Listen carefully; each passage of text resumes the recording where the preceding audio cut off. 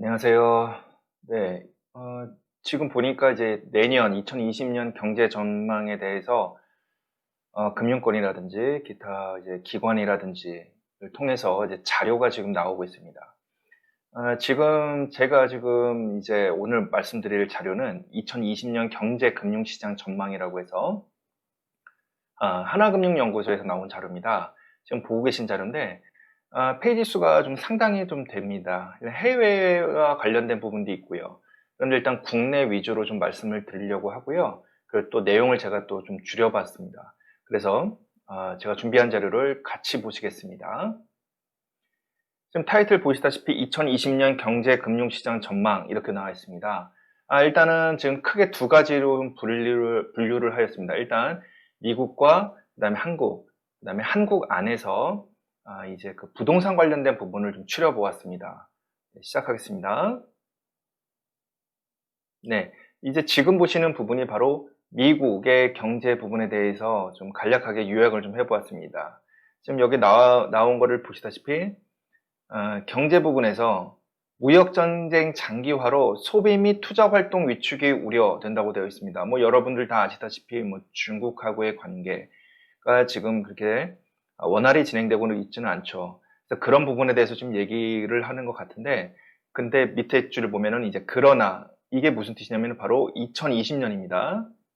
2020년 2020년에 예상되는 부분이 경기 과열 및 자산 버블이 크지 않아 미국 경제가 침체에 빠질 가능성이 낮다고 되어 있습니다.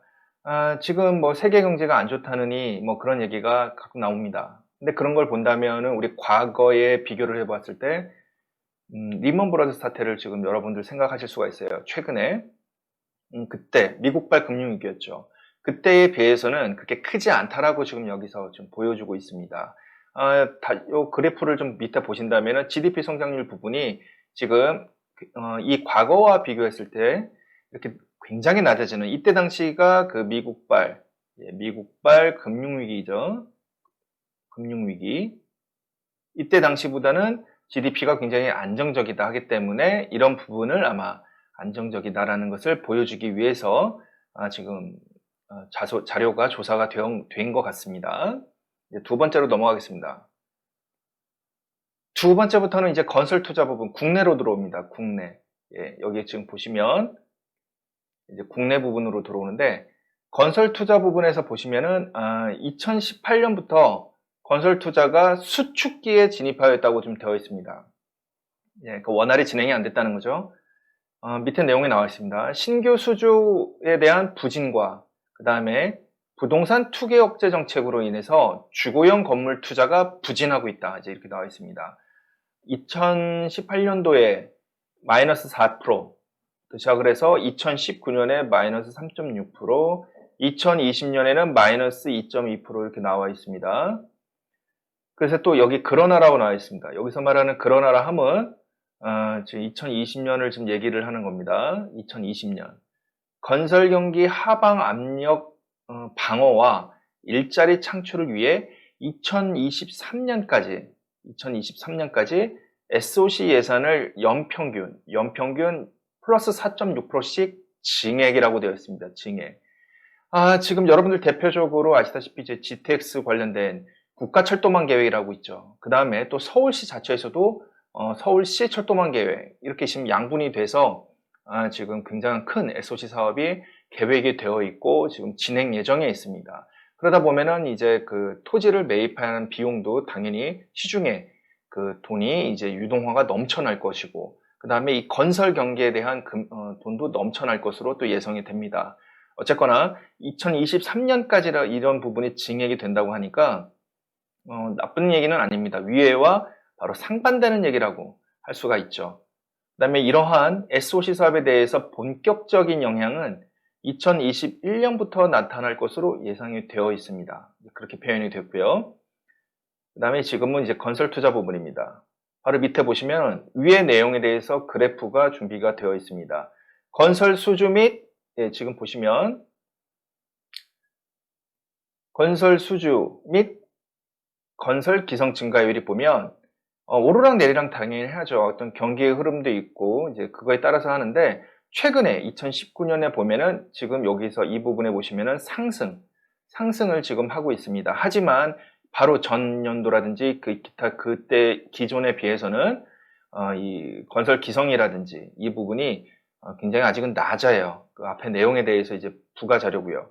그 다음에 이제 연도별 SOC 예산이 증감액에 대해서 보시면은 앞서 말씀을 드렸던 부분처럼 2023년까지 플러스 4% 이상의 이러한 SOC 그 예산이 증액이 된다라고 되어 있으니까 지금 그런 부분이 지금 계속해서 증액이 되는 이런 부분을 여러분들이 보고 계십니다. 정말 과거에 비해서 많은 증가니까요. 굉장히 이 부분도 눈여겨봐야 될 부분이라고 생각이 됩니다. 다음 페이지 좀 보시겠습니다. 네.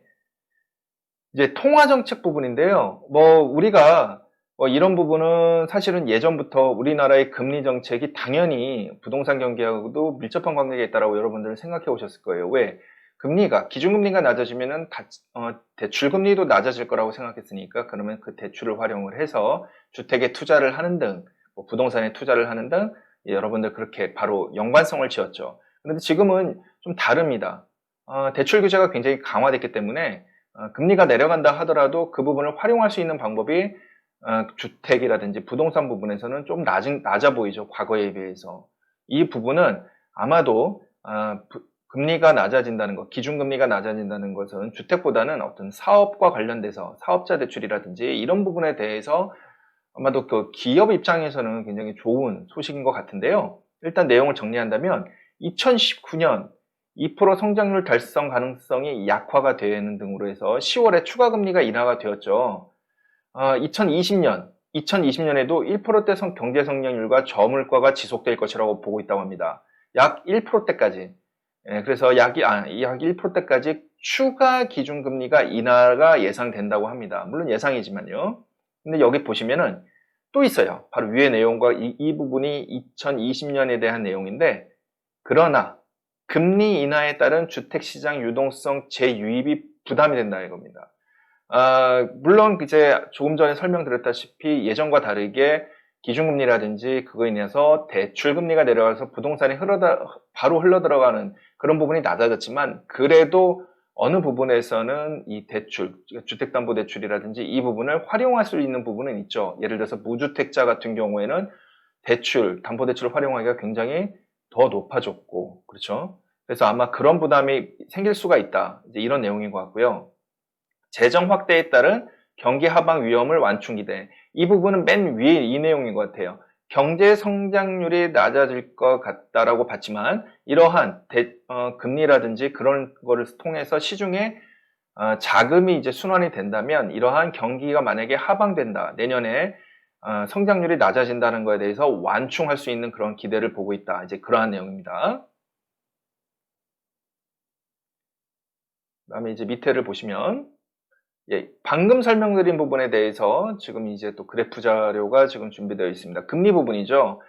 일단 이 파란색 부분이 지금 여러분들 보시다시피 한국의 기준금리 부분입니다. 10월 16일 경에 한국이 1.25%로 금리를 낮췄습니다. 낮췄고요.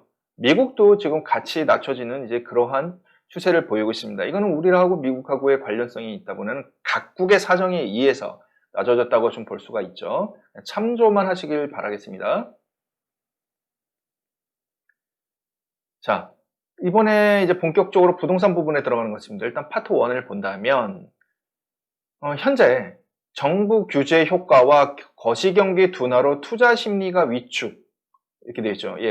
지금 엄청난 부동산 규제를 하고 있지 않습니까? 그 다음에 전반적으로 지금 어떤 경기가 지금 둔화되고 있다. 그래서 이런 걸로 인해서 투자 심리가 위축이 되고 있다. 이제 그런 내용이고요. 주택 매매 가격 상승세가 둔화되고 있다. 이건 맞는 얘기죠. 조금 이따 또 자세히 좀 설명드리겠습니다. 전체적인 매매 가격 상승세가 둔화되고 있다는 거니까요. 전세 가격 같은 경우에는 신규 입주 물량 증가에 따른 공급 과잉 여파로 하락세가 유지되고 있다. 이제 그러한 내용입니다. 또한 현재 주택 개개 거래량 또한 감소세가 유지되고 있다고 합니다. 지금 사실 거래량이 굉장히 많은 편이 아닌데도 가격이 올라가고 있는 현상, 특히 주요 어떤 도시라든지 주요 지역에서 그런 현상을 보이고 있죠. 이게 지금 어느 정도 수준이냐면 이 거래량 부분이 2015년 정점 대비 절반 수준까지 이렇게 거래가 안 되는데도 그런 지금 방금 말씀드렸던 가격이 상승되고 있는 이제 그런 현상을 보이고 있습니다. 그러나 이 부분이 또 2020년 부분이 되겠네요. 투자 선호가 집중되는 서울과 그 다음에 수도권 일부 과청 등의 지역 같은 경우에는 강한 반등이 예상된다는 겁니다. 광역적인 확산은 어려워 전국의 주택가격은 보합이 유지될 전망이다. 이 부분입니다. 간추린다면 쉽게 얘기하면 서울과 서울에 이제 붙어있는 주요 지역 중에서도 지금 뭐 과천, 분당 등 그러니까 강남하고 좀 붙어있는 그러한 이제 수도권, 경기 지역 같은 경우에는 강한 반등이 예상되는데 그 외 지역 같은 경우에는 이제 보합선을 유지할 전망이다. 이제 이렇게 보고 있고요. 그 다음에 시장 유동성의 호조를 보이고 있고 대체투자처 부재로 수도권 주택가격 상승세가 유지되고 있다. 이제 유지될 것으로 전망이 된다. 이제 이런 내용입니다. 바로 밑에 보시면 지방에서는 가격 하락이 본격화될 예상이다라는 얘기입니다. 바로 이 두 부분이 거의 유사한 내용이긴 해요. 바로 위에랑 바로 윗줄에서 말씀드린 부분이랑 시장 유동성 호조, 즉 자금의 유동성이 지금 굉장히 시장에 많이 풀렸고 많이 있다고 얘기를 하죠. 그럼에도 불구하고 또 추가적으로 SOC 사업, 2023년까지 진행되는 그 진행 예상이 되는 SOC 사업으로 인해서 굉장히 또 많은 자금이 풀릴 것으로 예상이 되었고 토지보상금 또한 그 부분에 포함이 또 될 것 같고요. 이렇듯 유동성이 굉장히 불어나는데 대체 투자처가 없다 이거죠. 이제 부동산 쪽으로 아무래도 점점 심화될 것이라 보니까 바로 위에 같은 이러한 지역, 서울 수도권 일부 이런 지역에 대해서 바로 주택 가격 상승세가 유지될 것으로 봅니다. 하지만 지방에서는 가격 하락이 본격화될 것으로 예상이 된다. 이제 그러한 내용입니다. 지금 이제 바로 밑에 줄 보고 계시는데요. 밑에 다음 페이지 보고 계시는데 위에서 설명드린 부분에 대한 그래프 내용입니다. 전국입니다. 전국의 주택 가격 및 거래량이 보시면 지금 윗부분, 이 점선 부분이 전세 가격인데, 전세 가격 같은 경우에는 지금 이 전국 같은 경우에는 하락을 보이고 있고요. 그러니까 전국 평균이라고 보시면 될 것 같네요. 요 색깔 있지 않습니까? 이 색깔이 주택 매매 가격에 대한 부분이다. 주택 매매 가격. 이 부분이 이제 주택 매매 가격에 대한 부분인데, 이 주택 매매 가격 같은 경우에도 지금 최근에 상승세가 굉장히 올라갔지만 그렇다고 상승세가 하락, 즉 마이너스가 아니고요. 상승률이 좀 낮을 뿐입니다. 지금 왜? 이 0을 기준으로 이 위에는 플러스고 위에는 마이너스니까 아직까지는 마이너스가 아니죠. 이 마이너스가 아니니까 상승률이 낮을 뿐이고. 그래서 이런 현상이 지금 계속해서 보여주고 있어요. 그 다음에 지역 간, 이제 전국에서 이제 지역 간으로 좀 나눴습니다. 주택가격 전망에 대해서 본다면 바로 벌써 나왔네요. 제목에 양극화라고. 서울 같은 경우에는 지금 보시면 들쑥날쑥 하습니다. 원래 그렇죠. 당연히 계속 올라갈 수는 없으니까 들쑥날쑥 하는데 지금 보시면 이 파란색, 여러분들 초록색으로 보이시나요? 하여튼 이 부분을 보시면 계속해서 상승해서 여기도 표시가 되어 있는 서울이 상승 반전 할 전망이다. 이렇게 보이고 있고요. 근데 지방 같은 경우에는 하락 전망을 유지할 것이다. 이렇게 보여지고 있습니다. 다음 페이지 보시겠습니다. 자, 부동산 이제 두 번째 부분입니다. 두 번째 부분.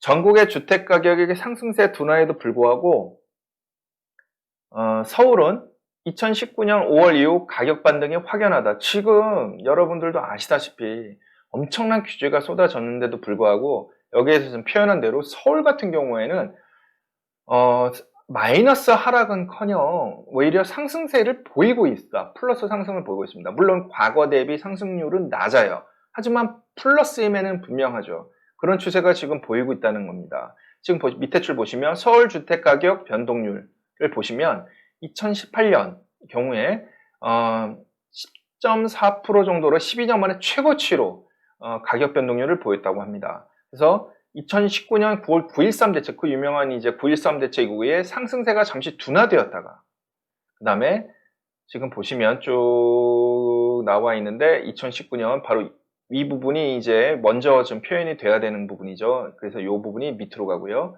지금 최근에는 상승세가 어쨌거나 잠시 둔화되고 있다. 이제 그런 내용입니다. 그러나 또 밑에 보시면 바로 2020년 전망입니다. 2020년 전망. 시중 유동성 호조와 자금이 뭐 SOC 사업을 통해서 시중에 자금이 많이 이제 넘쳐날 것을 예상이 되는 거고, 현재도 또 유동성이 많다고 하고요.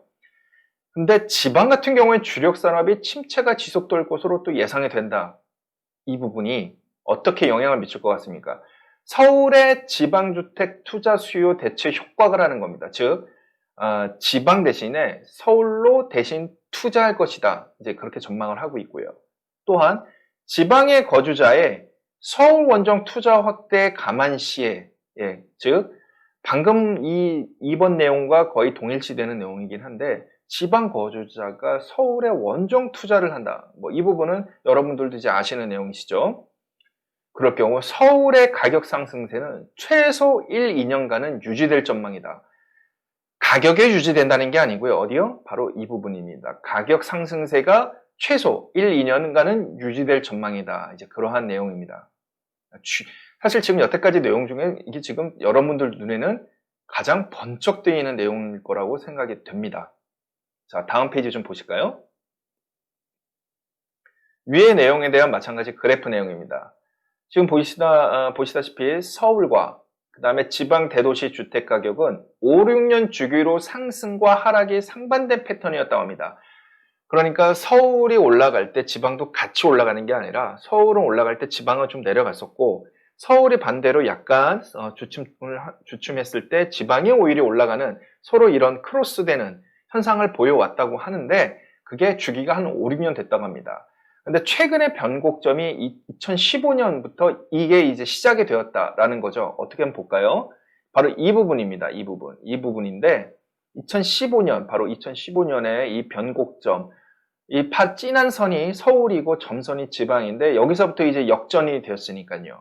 역전이 되었으니까 이 역전이 된다면은 대략적으로 이 기간 텀이 위에 설명드렸다시피 5년에서 6년이니까 앞으로 5년에서 6년은 계속해서 올라갈 것이다. 그걸 결과적으로 그래서 전 페이지에서 앞으로 추가로 1, 2년간은 서울 같은 경우에는 가격 상승세를 유지할 것 같다. 이제 이렇게 표현한 것 같습니다. 왜냐하면 아직까지 좀 남았으니까요. 5, 6년이라는 기간이 이때 기준으로 해서 남았으니까요. 뭐 우측 같은 경우에는 이제 그 지방의 투자자들이 서울에 원정 투자를 한다. 전 페이지에 나왔지 않습니까? 그래서 웨이지인 매입 비중이 이제 어느 정도 늘어났냐 했더니 이 부분도 참 재밌는 자료네요. 점선이 서울 전체이고 진한 게 강남구입니다. 근데 지금 같이 올라가고 있어요. 그죠? 지금 점선 서울 전체와 진한선 강남구가 같이 올라가고 있습니다. 근데 아무래도 강남이 더 올라가는 이제 그런 현상을 보이고 있죠. 이런 부분도 지금 팩토로 여러분들이 지금 보고 계십니다. 다음 페이지 보시겠습니다. 이제 파트 3로 넘어왔습니다. 파트 3. 지금 보시다시피 정부는 민간 택지 분양가 상한제 추진 계획. 이제 이거 발표를 8월 10일경 했을 겁니다. 8월 10일경. 그 대상 지역과 기준 시점을 구체화한 후에 실제 실행 시기와 지역에 대한 혼선이 가중되고 있다. 이제 이런 내용입니다. 지금 원래는 지금 10월경에 2019년 10월경에 이 시행령인가요? 이거를 좀 발표할 예정이었는데 이게 지금 미뤄졌어요. 여기 이렇게 있죠. 그래서 지금 무엇이 어떻게 발표될 것인가 지금 다들 궁금해하고 있습니다. 지금 그 사이에도 서울 같은 경우에는, 그 다음에 서울과 또 서울 중에서도 강남 인접 지역에서는 부동산 가격이 지금 올라가고 있는 현상을 보이고 있습니다. 그래서 보시면은 적용 지점에 대한 결정은 지금 소관으로 재량 여지를 남겨둔 상황. 이 부분은 제가 굳이 설명 안 드려도 되는데 조금 자세히 말씀을 드렸던 게, 워낙에 지금 발표, 예를 들어서 정부의 부처마다 발표 내용과 발표 시점이 좀 약간씩 달라 보인다라고 지금 생각합니다. 심지어는 적용 지역 같은 경우에도 혼선이 생기니까, 핀셋으로 조정한다고 했잖아요. 예전에는, 큰 덩어리로 이쪽을 민간택지 분양가 상한제 추진구역이다라고 했었는데, 최근에 얘기 나온 거는 투기과열 지구 자체를 그렇게 정할 것이다라고 했는데, 또 최근에 나온 얘기는 동별로까지 할 수 있게 동별로 부분 좀 나눠서 예, 전체 굳이 안 묻고 예, 핀셋 적용을 민간주택 분양가 상한제 적용한다. 뭐 이런 식으로 얘기가 지금 점점 복잡해지고 있습니다. 그런데 지금 최근에 나온 거는 주거정책심의위원회에서 이러한 부분을 할 수 있게 예, 지금 얘기가 나왔죠. 그래서 또 밑에 보시면은 2020년 해서 예정은 그러니까 전망이죠. 전망 같은 경우에는 이러한 부분이 어쨌거나 민간 택지 분양가 상한제 자체가 시행이 본격화될 경우 장기적으로는 주택 공급 감소가 불가피하고 이거는 우리도 다 이렇게 생각을 하고 있지 않습니까? 특히 서울에서는 선호 입지 서울에서는 선호 입지 내에 추가 공급의 한계가 재확인되면서 지금 신축 아파트로의 투자 쏠림이 더욱 심화될 예정이다. 이렇게 지금 얘기가 나와 있습니다. 지금 말씀을 드린 것처럼 서울에서는 선호 입지 내에 추가 공급의 한계가 재확인이 될 것이다. 이건 당연하죠. 그 다음에 또 신축 아파트로의 투자 쏠림, 지금 더욱 현재도 지금 이렇죠. 근데 여러분들 이 부분이 왜 그럴까요? 여러분들 아시겠지만 바로 밑에 줄에 이 부분이 설명이 되어 있네요. 투자 심리를 여태까지 주도한 건 재건축이었습니다. 그죠? 그 다음에 재개발. 그런데 이런 부분에 규제가 워낙에 세지고, 재개발, 재건축에 대해서 규제가 강화되고, 이제 그러다 보니까 신축에 대해서 그만큼 매력이 증가가 더 되고 있다. 당분간은 재건축, 재개발에 대해서 규제가 완화될 조짐은 안 보이니까. 그 다음에 노후화가 됐잖아요. 그렇기 때문에, 이 조합원들이 대부분 거의 실제에 또 이렇게 거주하는 것을 좀 별로 싫어해요. 대부분 그쪽에 임차를 주는 경향이 좀 있죠. 본인은 다른 데 살고. 그런데 이제 하여튼 그러한 여러 가지 부분 때문에 재건축보다는 이제 이런 신축에 더욱더 쏠림 현상, 바로 쏠림 현상이 더 있을 것으로 예상이 된다. 이제 이러한 내용입니다. 이제 마지막 페이지가 됐습니다. 방금 얘기 드렸던 부분에 대한 또 그래프 내용인데요.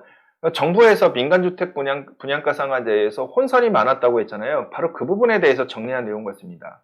국토부는 이제 8월 10일 날 발표를 했어요. 뭐 이러한 내용. 오랜만에 한번 볼까요? 분양가 상한제 적용에 정량 요건을 완화해서 투기과열지구로 이렇게 명시를 하는 이제 그런 식으로 민간주택, 그러니까 투기과열지구로 지정된 곳을 곧 민간주택 분양가 상한제 지역이다. 이제 이렇게 할 것이다. 라는 내용인 것 같고요. 그 다음에 재건축 사업의 제도 적용 시점 변경. 아시다시피 기존에는 뭐 관리처분 계획을 받았다 하면 괜찮았어요. 근데 이 부분을 입주자 모집 공고로 해서 더 뒤로 미뤄서 그러니까 웬만한 재건축 사업들이 대부분 분양가 상한제, 민간주택 분양가 상한제를 적용을 받을 수 있게 한다. 이제 그러한 내용이고요. 지금 보시면은 뭐 이렇게 쭉 내용이 있습니다. 그런데 지금 뭐 8월 26일, 9월 1일, 9월 30일 해서 각각 정부 부처에서 얘기가 좀 달리 나왔다는 거예요. 그래서 혼선을 좀 초래하고 있다. 그러다 보니까 지금 아마 이 부분도 최근에 가격이 올라가고 있는 지금 전반적인 서울 또 인근의 강남 인근의 경기도권 그 접해 있는 서울의 강남에 접해 있는 곳이 가격이 올라가는 이제 그런 현상을 보이고 있다. 이제 그렇게 보이는 원인으로 얘기를 하는 것 같습니다. 그리고 여기 보시면 서울 아파트 가격 이 부분은 이제 여러분들 여태까지 말로만 매스컴을 통해서 들었는데 이렇게 그래프 자료가 있네요. 바로 재건축 부분과 일반 부분으로 이렇게 나눠지는 것을 보시고 계십니다. 일단 서울의 재건축 부분이 점선이에요. 그 서울 전체의 재건축. 그 다음에 검은 선들 있죠. 검은 선이 일단 서울이고요. 실선이 이제 일반이고 또 이 진한 파란색의 강남 재건축. 이 지금 황금색 부분이 강남 일반입니다. 뭐 이렇게 지금 여러 가지 한 4가지 선들이 복잡하게 되어 있으니까 여러분들 보시기 힘들 텐데 결론만 일단 말씀드린다면 요 끝부분만 보시면은 지금 일단은 강남 일반이 가장 크게 오르고 있고요. 그러니까 신축이라고 보시면 될 것 같아요. 재건축을 제외한 부분이니까 재건축을 제외한 이제 아파트가 바로 이제 이 강남의 일반이라고 표시가 되어 있는 것입니다. 그래서 이 부분이 지금 가장 많이 지금 가격이 오르고 있고요.